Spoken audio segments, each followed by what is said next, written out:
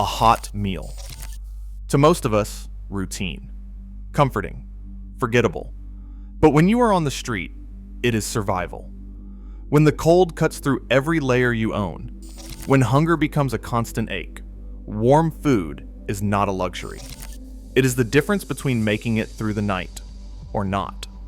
But there is no kitchen here, no stove, no power, just cold concrete, wind that steals heat. And the question, how do you cook with nothing? This is where ingenuity meets desperation, where trash becomes technology, where survival depends on understanding physics you never learned in school. 2 aluminum cans, a blade, sandpaper, rubbing alcohol. That's your stove. Cut the first can halfway up, clean edge, steady hand.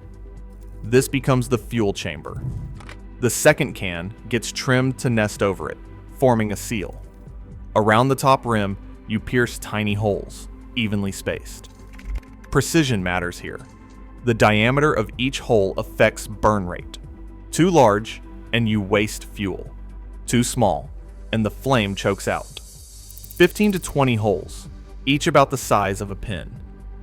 That is the sweet spot.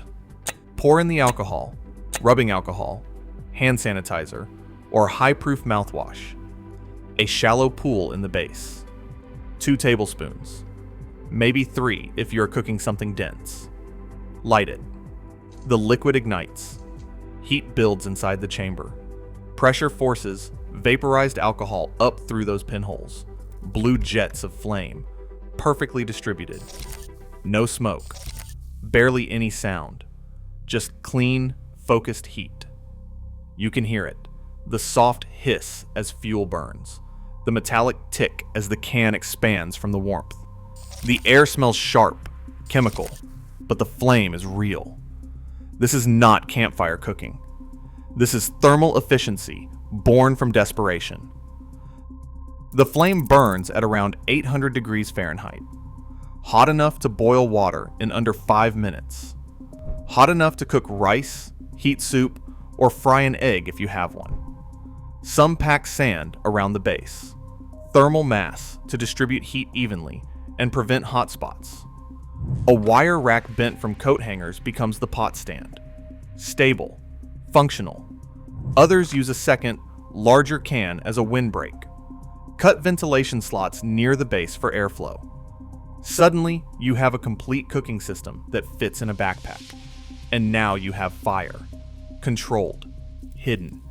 Because on the street, visibility is a risk. A flame draws attention, sometimes help, sometimes danger. The soda can stove burns blue, low to the ground, nearly invisible after dark. Stealth is not a preference. It is survival. The entire setup weighs less than 3 ounces, costs nothing, can be rebuilt in 10 minutes if confiscated or lost. That's the beauty of it. You are not dependent on finding the same materials twice. Any 2 cans will work. Any blade will cut. The design is universal. Not all cooking needs constant flame. Sometimes you trap heat. You make it work longer. A thermal bag, like the kind grocery stores give away, or the reflective lining torn from a Pringles can, can become your insulation. The method is simple. Bring water to a boil. Drop in rice, pasta, oats, pre-soaked beans. Let it bubble for 2, maybe 3 minutes. Then kill the heat. Seal the pot. Wrap it in the thermal bag. Bury it under clothes, newspaper, anything with air pockets. Inside, the food keeps gently cooking, slowly. The retained heat does the work. It's called haybox cooking.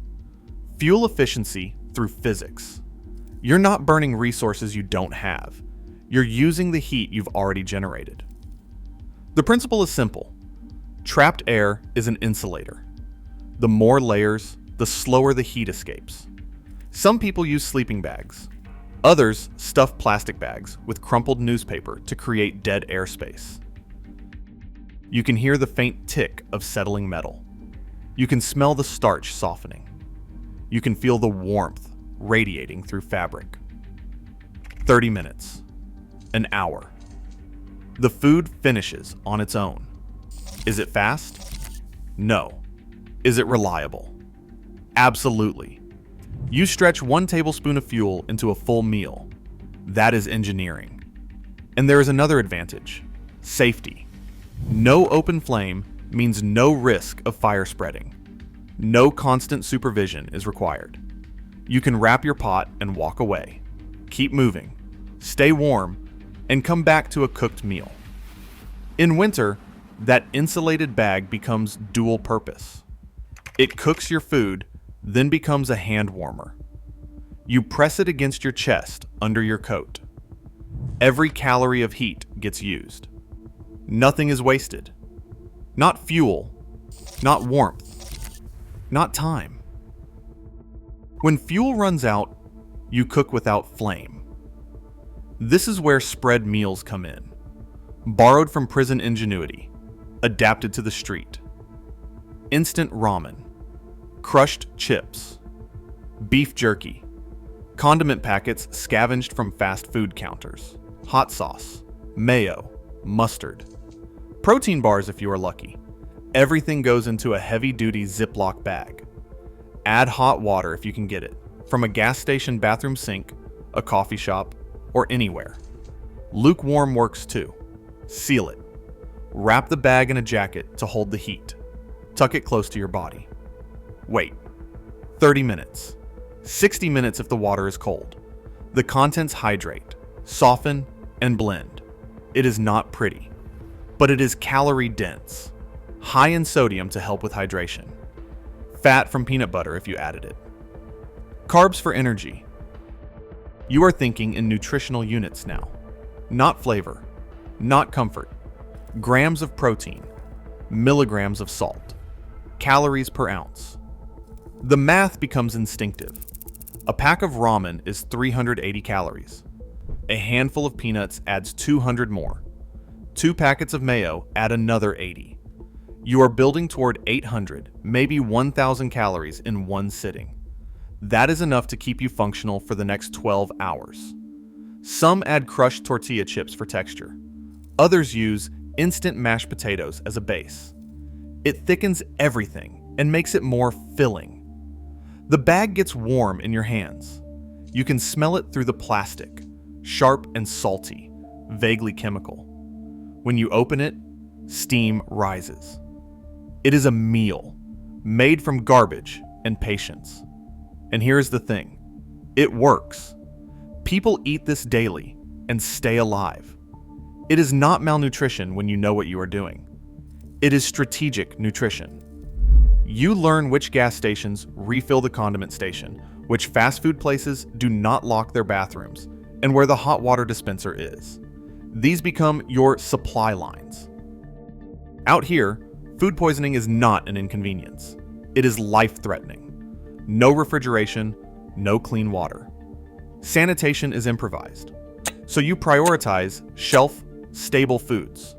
Vacuum-sealed tuna, hard cheese, jerky, crackers, dehydrated meals. Things that do not rot. Anything that needs to stay cold is eaten immediately. There is no saving it for later. No leftovers. You eat it now, or it becomes dangerous. Cleaning utensils? You use abrasion and alcohol. Use a rough cloth and a splash of ethanol to scrub and sterilize. When that is gone, use sand and leaves. Friction kills bacteria when nothing else will. Some people keep a small bottle of hand sanitizer just for cleaning. Not for hands, but for spoons, for can edges, for anything that touches food. You learn to inspect everything. Swollen cans mean botulism. Dented edges can harbor bacteria. If the seal is broken, do not risk it, no matter how hungry you are. But the hidden killer? Carbon monoxide.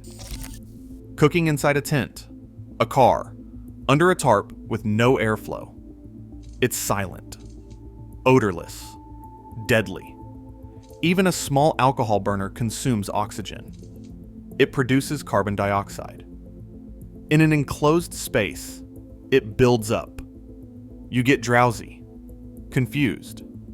Then you don't wake up. The rule is absolute. Never cook where you sleep. Burners stay outside. Air must circulate. People die from this. Every winter. They think they are being smart, staying warm while they cook. They wake up with a headache and ignore it. Then they don't wake up at all. The warmth you are chasing cannot become the thing that kills you. Even cracking a window is not enough. The flame needs real ventilation. Fresh air must flow in, and exhaust must flow out. If you can see your breath condensing, you do not have enough airflow. There's no manual for this. No YouTube tutorial teaches you how cold the wind feels when you try to light wet fuel. How your fingers go numb holding a blade to cut aluminum. The smell of scorched newspaper used as kindling. You learn by failing, by watching others, by adapting what works and discarding what does not. There is a learning curve measured in cold meals and burnt hands. You learn that wet cardboard does not burn, that certain alcohols burn cleaner than others. That wind direction matters more than you would think. You learn to cook in the rain by building a small shelter from cardboard boxes, to position your body as a windbreak, to keep backup fuel dry inside plastic bottles. Slowly, you become an engineer, a chemist. You understand thermal mass, fuel ratios, insulation coefficients, not from books, but from necessity. You see a soda can and think fuel chamber, airflow, heat distribution. You see a reflective chip bag and think radiant barrier, insulation layer. You see a wire coat hanger and think pot stand, structure, tool. Trash becomes tools. Garbage becomes infrastructure. That shift in perspective, that is survival. You start noticing things other people walk past. A discarded thermos with a working seal. Aluminum foil that can be formed into a windscreen. A glass jar that can store dry goods and keep them sealed. The city becomes a hardware store. You just need to know what you're looking for. And the knowledge spreads, not through videos or blogs, but through direct transmission. Someone shows you how to punch holes without cracking the aluminum. You show someone else how to make fuel last longer. Information becomes currency. So if the grid failed tomorrow, if the grocery stores closed, if everything you took for granted disappeared, which technique would you use? The soda can, stove, heat retention, spread meals?